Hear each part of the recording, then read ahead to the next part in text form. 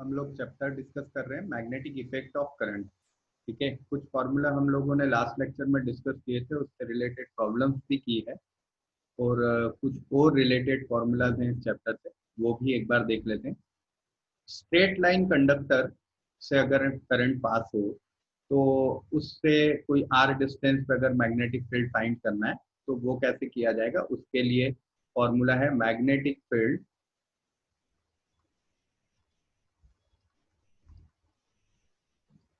Due to straight line conductor और straight conductor.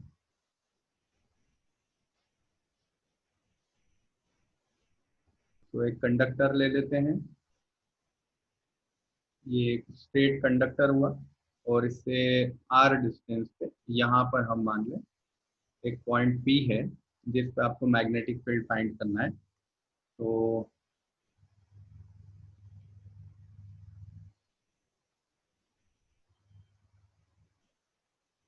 ये हम मान लेते हैं कि इस पॉइंट पी की डिस्टेंस है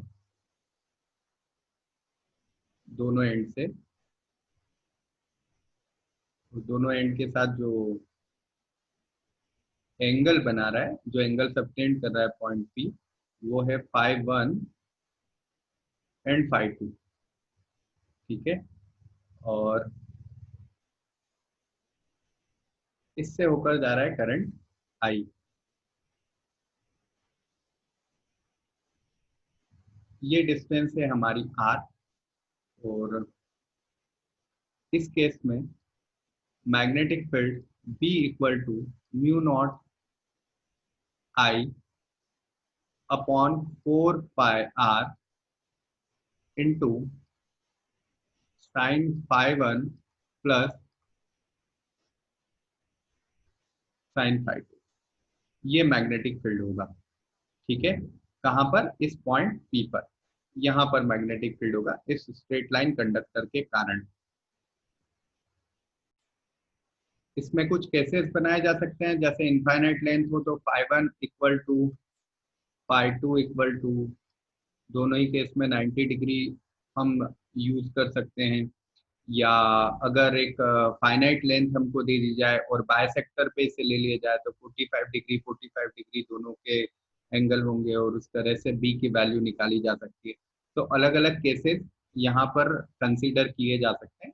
क्वेश्चन में क्या हमें मिलने वाला है वो जैसे ही क्वेश्चन आएगा तो हमें पता चल जाएगा, और उस समय हम उस केस को डिस्कस करेंगे। आगे और फॉर्मूला देखते हैं। सोलेनोइड के लिए फॉर्मूला क्या होता है? सोलेनोइड के कुछ क्वेश्चन हमने अभी डिस्कस किए थे। सोलेनोइड के लिए फॉर्मूला है B equal to mu naught capital N by L into I. और कैपिटल एन बाय एल क्या होता है? कैपिटल एन बाय एल है number of turn per unit length.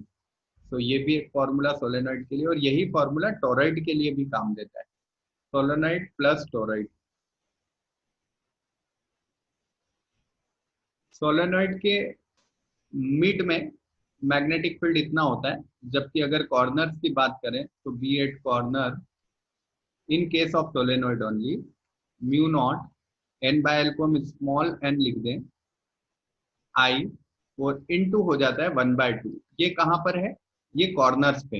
ये कहाँ होता है? सेंटर पे होता है। ठीक है, सोलेनोइड के बारे में कुछ थेरेटिकल क्वेश्चंस भी आते हैं, तो सोलेनोइड को एक बार पढ़ना जरूरी है। सोलेनोइड की थ्योरी जरूर आप पढ़िए कि कहाँ पर उसका मैग्नेटिक फील्ड ज्यादा होता है, कहाँ पर मैग्नेटिक फील्ड कम होता है, आउटसाइड में कितना होता है, इनसाइड में कितना होता है। ये सारी चीजें आपको पढ़ना जरूरी है। Now force on moving charge in magnetic field.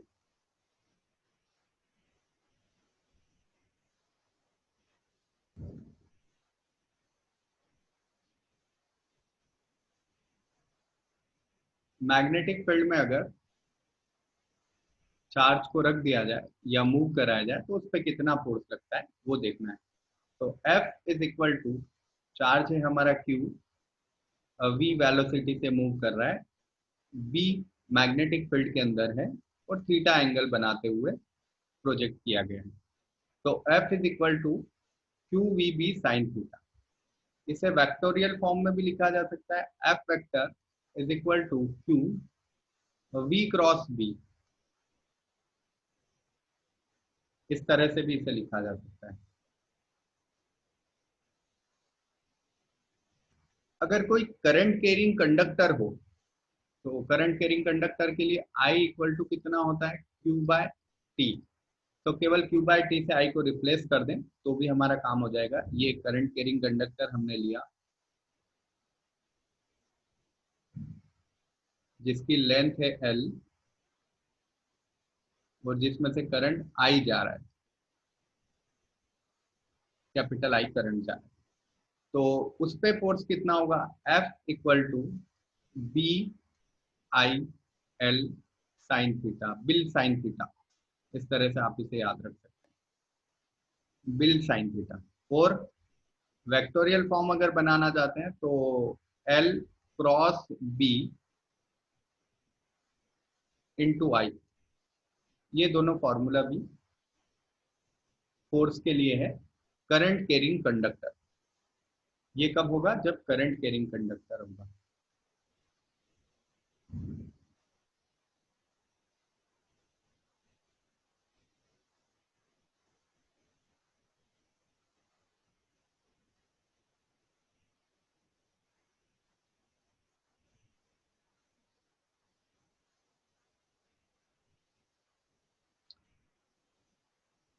आगे बढ़ते हैं। दो पैरेलल कंडक्टर्स से अगर करंट पास कराया जाए तो उनके बीच में फोर्स कितना होगा, वो भी हम यहाँ देख सकते हैं। ये दो कंडक्टर्स हैं हमारे पास और दोनों कंडक्टर्स कैसे हैं, पैरेलल है। और अभी इनमें करंट की डायरेक्शन I1 और करंट I2, दोनों की डायरेक्शन हमने सेम डायरेक्शन ली। जब करंट की डायरेक्शन सेम होती है तो इनमें अट्रैक्शन फोर्स होता है, ये आपको याद रखना है।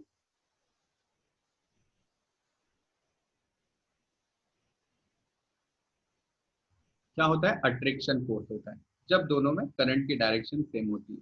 दोनों के बीच की डिस्टेंस सपोज d है, तो इस केस में यहाँ पर दोनों के बीच लगने वाला जो फोर्स होगा वो फोर्स होगा म्यू नॉट I1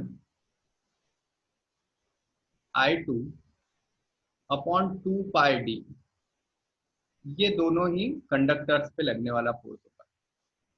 अगर करंट की डायरेक्शन सेम है तो अट्रैक्टिव फोर्स, और अगर करंट की डायरेक्शन अपोजिट है, if the direction of current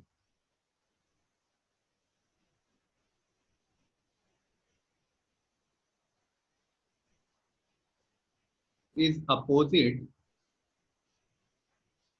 then force को कैसा होगा, force will be repulsive repulsive.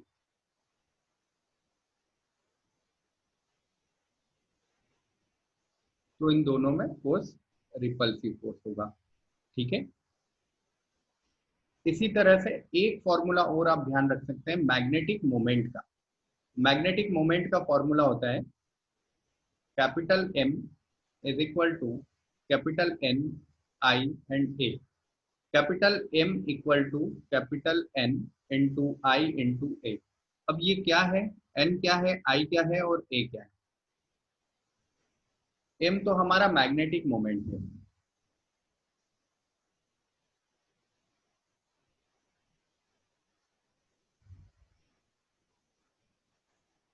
लेकिन N क्या है, N है number of turns in coil. जो भी कॉइल होगी उसमें नंबर ऑफ टर्न्स है। A क्या है, area of coil. And I आपको पता है I क्या होता है, करंट होता है, इलेक्ट्रिक करंट। तो इससे बनता है हमारा टॉर्क ऑन कॉइल। अगर हमें कॉइल पे टॉर्क देखना है,